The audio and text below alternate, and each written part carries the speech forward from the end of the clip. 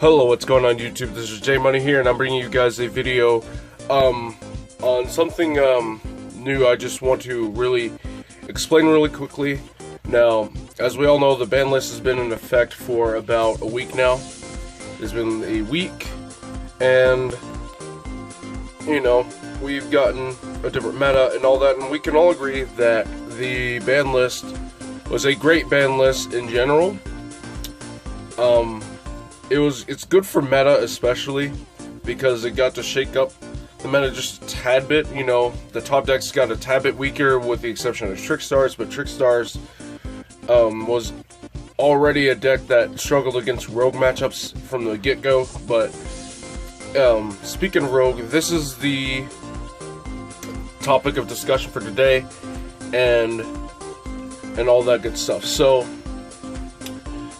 before, you know, when it came to Rogue decks and Rogue strategies, a lot of Rogue decks, and by a lot I mean at least 70% of Rogue decks that utilize their extra deck, and a good number of their extra deck, come Master Rule 4, got severely slowed down because of, you know, Master Rule 4. Link monsters, you have to commit a number of monsters to the field to essentially, you know, start your own combos like you normally would. Most Rogue decks can't just, you know, do their combos like they normally would. They have to commit monsters at first to Link monsters, and this is where things like Gofu and Dandelion picked up a lot of the slack, and it was essentially in a lot of these Rogue decks to essentially minimize the damage, because now with the ban of Gofu and Dandelion, we now realize that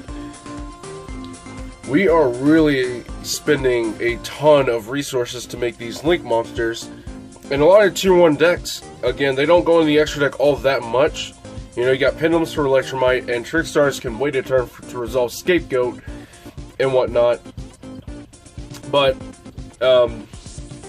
if I'm really being honest, this new ban list hurt Rogue decks a lot more than it hurt the meta decks, and it was an indirect hit. But not only did a lot of these token generators kind of disappeared because Rogue decks needed the token generators the most, because otherwise they would end up spending most of the resources in their hand to make a Link monster and an extra deck monster, and their play stop right there because they don't have a return on their investment.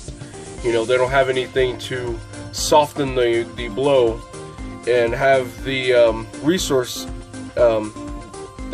being spent weren't as harsh with the token generators. But unfortunately, you know, tier 1 decks did kind of abuse Gofu, and in a way to where it's just one card outs to certain things, and that just, you know, it was just collateral damage. However, the Dandelion I don't really understand, because the only semi-competent deck that was playing Dandelion was indeed World Chalice, and that wasn't a top deck. But what the Rogue decks really are starting to hurt from the most is the limitation of Firewall Dragon. Now, I didn't think this was a problem at first, because, you know, when I first got the ban list, the only thing I thought was, oh, World Chalice only need one Firewall Dragon. But then I really started playing around with other Rogue decks, and, you know, mostly windups, because I was, you know, when we got announced for windups getting their carriers and maintenance and Micon, I was excited. I started playing the deck and all that good stuff, and the deck was very, very powerful, very, you know, it had plays it could actually, you know, keep up. It can actually have these follow-up plays and all that. And it wasn't just because Firewall Dragon was at multiples, but it was also because, you know, we had the token generators to, you know, to mitigate some of the damage that would come from, you know, indirectly just expending all their resources into Link monsters. But I want to ask a lot of you guys that play Rogue decks, how many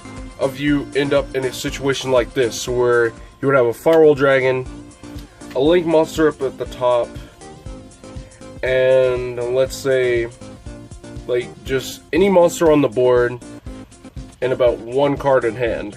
Now, Why do I believe that Firewall Dragon going to 1 was a big mistake, and why I've always advocated it going to 2? See, at 3, it was incredibly abusable, and you could always use the 3rd one to put one other one back in and keep going.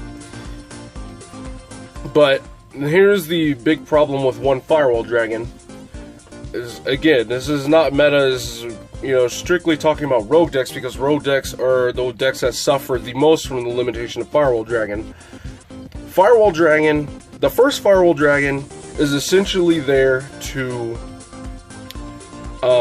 start your combos from your hand, but as we all know, when it comes to rogue strategies and rogue decks, especially without the token generators, you're spending a lot, and I mean a lot, of resources into making these link monsters, and a lot of us did not realize that until we got Gofu and Dandelion banned, and maybe even Grinder Golem. Some rogue decks may have already started using Grinder Golem. And I did in a couple of decks. Again, it mitigated a lot of the resources I had to spend in my hand that was playing, that was, you know, for rogue decks. And so a lot of times when you make that first firewall, it's either going to be up top or it's going to be down below, and you're only going to have, you know, 1 link monster up at the top, whether it's a Skulljet or, you know, something like an Underclock Taker or something, and 1 monster on the field. And this the Firewall Dragon isn't going to net you very much, simply because you have 1 monster and 1 monster, and you're you know, forced to just make another monster, and your plays are going to fall very, very short. And that's where the second firewall came in. The first firewall is here to start, you know, to kickstart some sort of play, whatever your rogue deck strategy may be. And again, I'm talking about rogue decks that actually use the extra deck, that need to go to the link monsters to open up zones to start combos. The first firewall was here to start your combos, but the second firewall was very, very important, because the second firewall was the one that actually gave you your return of investment. In most rogue decks instances, we have to end up making a Skulljet first, because a lot of our, you know, rogue decks are rogue for a reason. They're not the most consistent, and you can have some wonky hands, and Skulljet was a nice welcome addition to fix those said hands. So now that we have our hands fixed, now we have to commit 4 more monsters to making a Firewall Dragon, and such, and that's why I had cards like Curios to dump Dandelion to create 2 tokens, so it can mitigate some of the damage.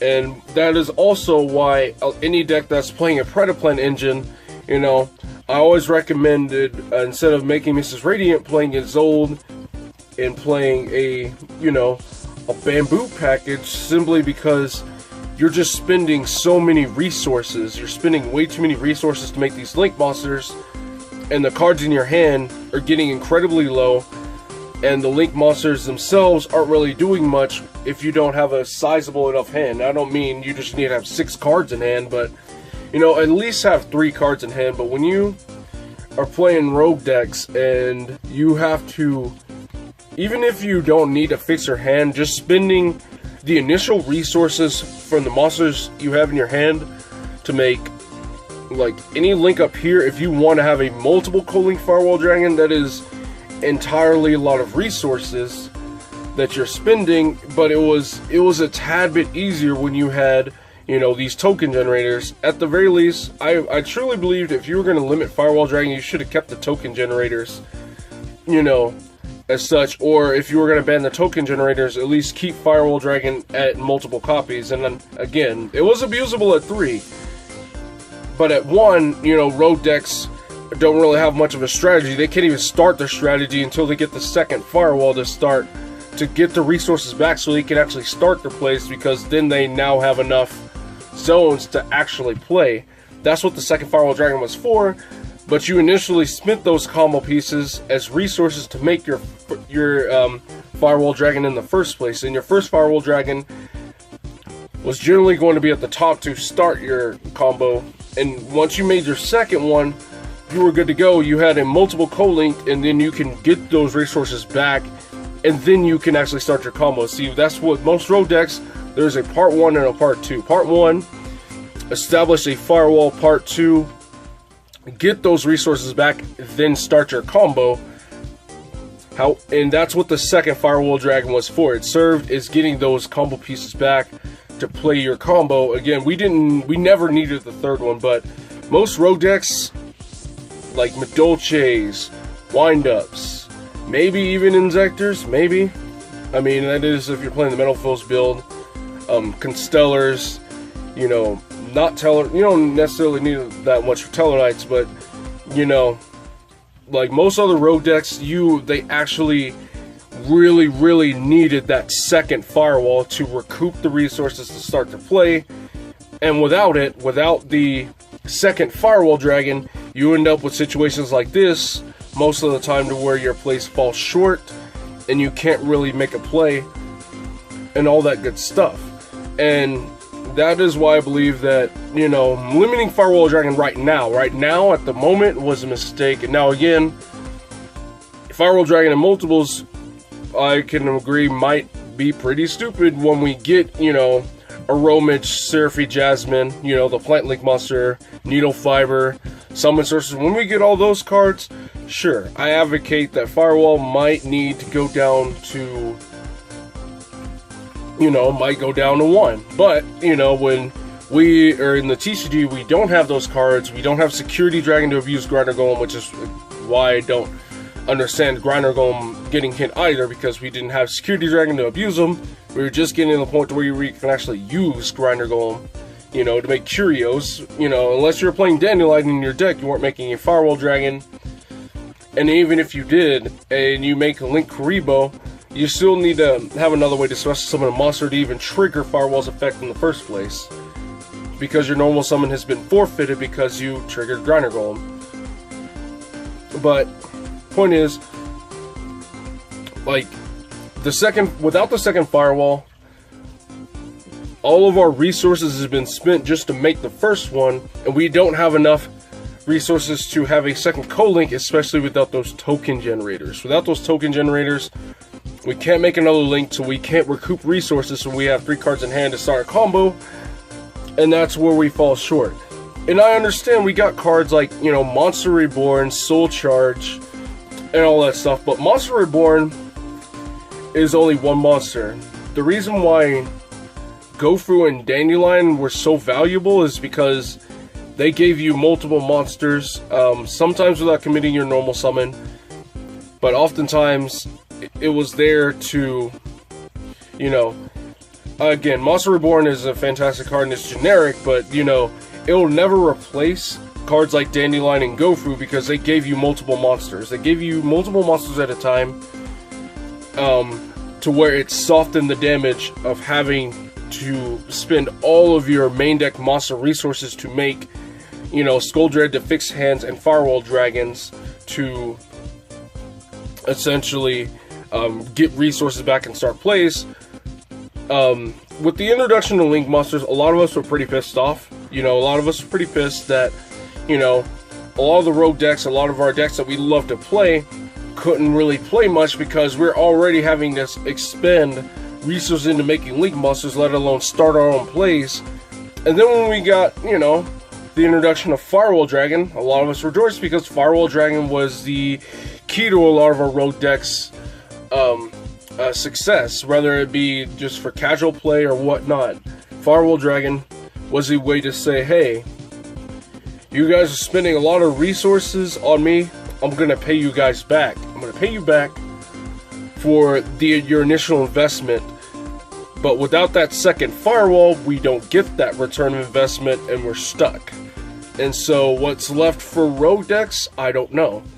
The only way this could be okay is if somehow we need more forms of reborn for Firewall Dragon. We need more ways to put it in the graveyard and bring it and revive it back so we can actually start getting return on our investment. But so far we only have Monster Reborn and Soul Charge, and those cards are not searchable. And again, until we have some sort of generic recursion that, you know, inadvertently doesn't help meta decks, which it just might, I mean, it's a good chance it will. But again, I stressed, Tier 1 decks never used more than one Firewall Dragon anyway. Trickstar has only used one for the Lilybell loop, you know. Spiral's only used one, and Pendulum Magicians didn't use any. They didn't use any Firewall Dragons because they didn't need to. So again, this was the most confusing hit of all because, again, Tier 1 decks never used this, so why hit it, you know?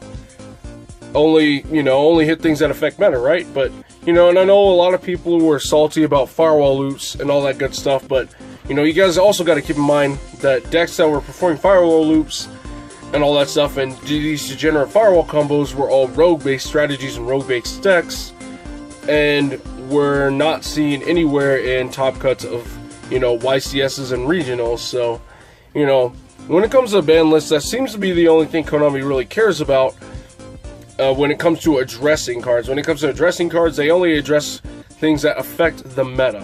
The meta really, when it comes to ban list, is the only thing that matters, when it comes to hits. When you give stuff back, you give stuff back to rogue decks, but, with the limitation of Firewall, rogue decks are just out to dry.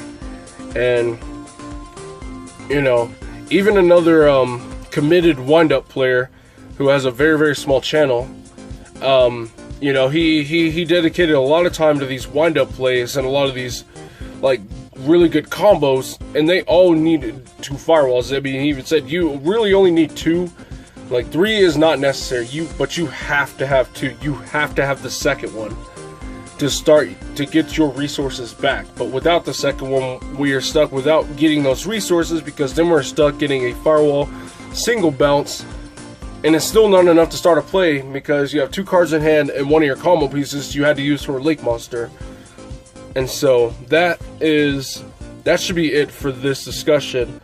Again, I don't agree with the limit of Firewall for right now because we didn't have all the broken cards to abuse it in meta decks. And one of them was Plant FDK. Even Plant FDK it was a meta deck, but it wasn't taking over. It only represented 12% of the meta at the time. And so, it's whatever. We have to deal with it. We have no choice but to deal with it. But I really do fear for a lot of the rogue decks, because Firewall Dragon was the key to unlocking a lot of the rogue decks potential and back to where they can compete with anything, because we had the second Firewall Dragon to recur resources and actually get our combos truly started. So thank you guys very much for watching. What do you guys think about Firewall Dragon being limited? I know a lot of you people are happy because you're tired of playing against rogue decks and looping, but really ask yourself, because a lot of you guys were probably also playing rogue decks as well. Have you guys really, how have you guys handled a Firewall Dragon getting limited? Did you also notice that you probably need that second one to get your combos going, or was your deck fine without the second one? I want to know. Because again, without those token generators to go into some of these higher level link monsters, these higher link monsters, you realize very quickly you are spending a lot of resources to make these things, and that's to fix your hand, set yourself up to start a play. But the second Firewall was there to get your resources back to start a play, and now we're left without starting plays, kinda. But that is just my initial thought process, because I started playing a lot of these other rogue decks with the limitation of Firewall to see what it is I could do and how I can adapt, and it is incredibly difficult. And and I'm just here to ask, have you guys noticed the same thing, especially without these token generators? So thank you guys for watching. This is J Money, and I'm signing out.